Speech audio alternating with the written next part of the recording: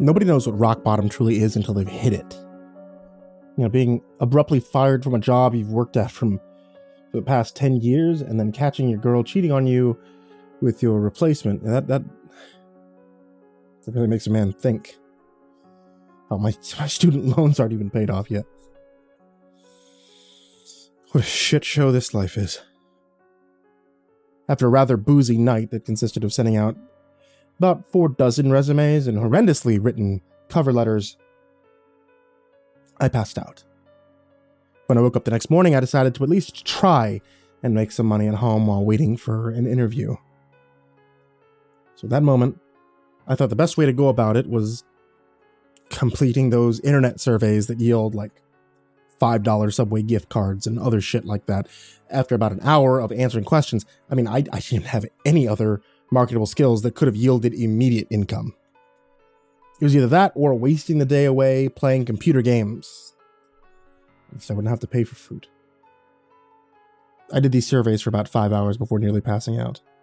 It was more excruciating than I'd originally anticipated. At the end of those 5 hours, I'd accumulated about $45 in cash and gift cards. $9 an hour. You know, not like I was making much more than that before. I was about to close my laptop up for the day and head to a bar in an attempt to drown out my melancholy when I first saw it. It shouldn't have even been noticeable, but for one reason or another it was. See, the bottom corner of the website that I was on existed a tiny singular advertisement. Maybe it was this simplicity that got me. Plain black letters in a tacky font that read, "Surveys for Cash," overlapping a completely white background. At least they were direct with the message. One more couldn't hurt, I thought. Might as well scrape together a little more booze money before heading out. I sat back down, I clicked on the picture link and prepared myself to grind through some more painstaking inquiries. The first few questions were simple enough. Guess they weren't really questions, more data collection. My name, age, occupation. I thought it was kind of weird. They asked my height and weight, but it wasn't unheard of. The first real question was a different story, though. You know, I must have stared at it, eyes wide, mouth agape.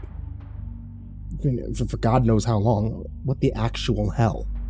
In plain English, this is what popped up on my screen. How strong is your urge to currently look behind you? There were 5 options below, ranging from not at all to overwhelming. There's no feasible reason why I should have been afraid at that moment. But it was. I tightened my breathing, trying to make out any subtle noises behind me. There were none. After maybe about 5 minutes, I worked up the courage to look. There was nothing. I sighed in relief. I scoffed at myself at the same time. This must have been some kind of a joke. However, I decided to entertain it, answering neutral, clicking on to the next question. This is what it read. Why would you look behind you? I smirked. Funny. Before simply typing, I don't know, in the response box and once again clicking next. This was the third question. You're on a plane. Apart from you, there is only one other passenger who is sitting somewhere behind you. At some point, you get up to go to the washroom and find that the man is gone. You check to see if he's the only bathroom on the plane, but he isn't. What do you do?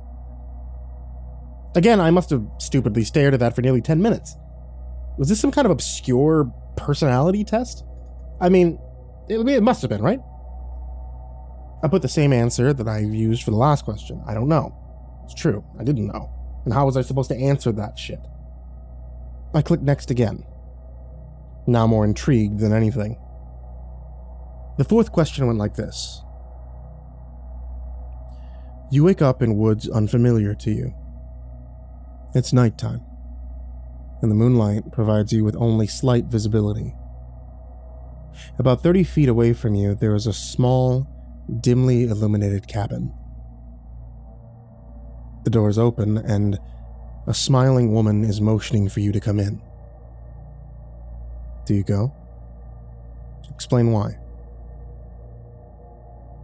This question wasn't necessarily weirder than the last one, so my conjecture that this was some kind of odd personality test was still feasible, I actually make an attempt to answer this one, something along the lines of going into the cabin because there's simply nowhere else to go. Once again, I click next. Probably shouldn't have. The questions started getting fucked up. They weren't too gory or explicit, not anything like that. They were just stranger, weirder, more psychologically disturbing. If you're wondering why the hell I kept going, I can't really give you an explicit answer to that. I just felt like I had to. It was an esoteric, creeping sensation that I can't quite explain away, but I could never shake it, so I just went on. Some of the questions that stood out were, suppose that you wake up one night to find an elevator in your house. During every midnight after that, it opens up for 5 minutes, revealing an exact copy of yourself that gets progressively more injured as time goes on. Do you keep living like this? Or do you enter the elevator and end it all? And you're in a hotel. You're in a hotel room, but are awoken by a rapid knocking at your window. You peek through the blinds, seeing what appears to be a man missing both his eyes. He puts his mouth to the glass and tells you to kill the woman in the bathroom immediately. Do you listen to him?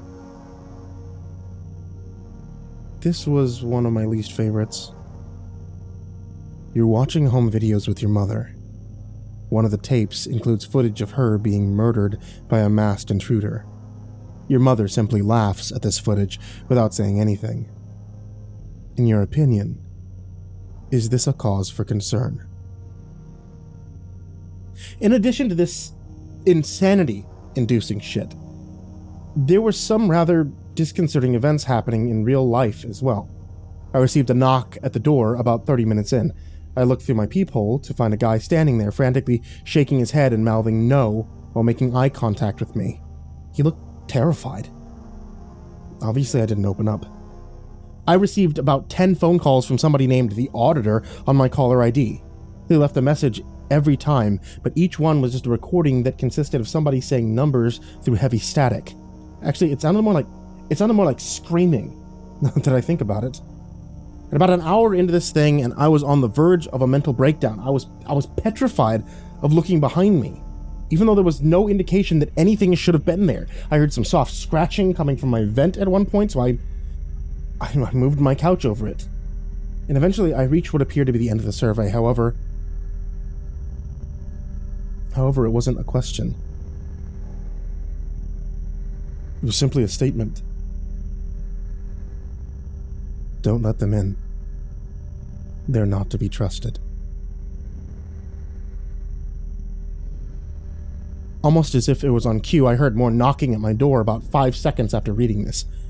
As slowly and silently as I could, I moved over and I looked through the peephole once again. It was a different person than the one I'd seen earlier. She was a woman looking to be in her mid-20s. She was wearing a thick blazer, despite it being around 90 degrees Fahrenheit outside. She was also wearing sunglasses, so I could never tell where she was actually looking. She eventually took a piece of paper out of her pocket, and she slipped it under the door. I looked down and I read it. It's lying. Leave your apartment immediately.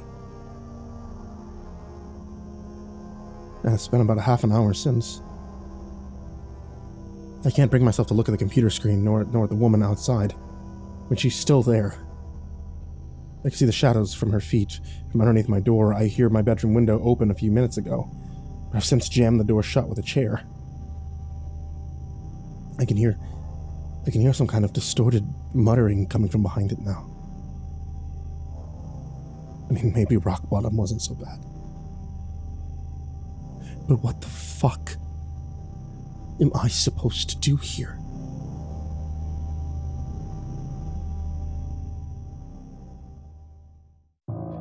Hey there once again, kids, it's me, MrCreepyPasta, and I wanted to tell you thank you so much for watching tonight's video, or, listening to tonight's episode of the podcast. This is the same thing I say at the end of every video all the time, so I think it kind of goes without saying that I appreciate you, and I appreciate you guys sticking around. We're moving into some of the hottest months of the year, which means that it's probably a good thing if some of you guys start to cool down a bit. A great way to do that? Iced tea. Sweet iced tea. I'm from Texas, is what we do. And my wife sells tea. Etsy.com/shop/ivorymonocletea to get a whole bunch of different kinds of teas, even creepypasta-based teas. And if you ask for the MCP dabbing sticker, you get a special one that nobody else gets.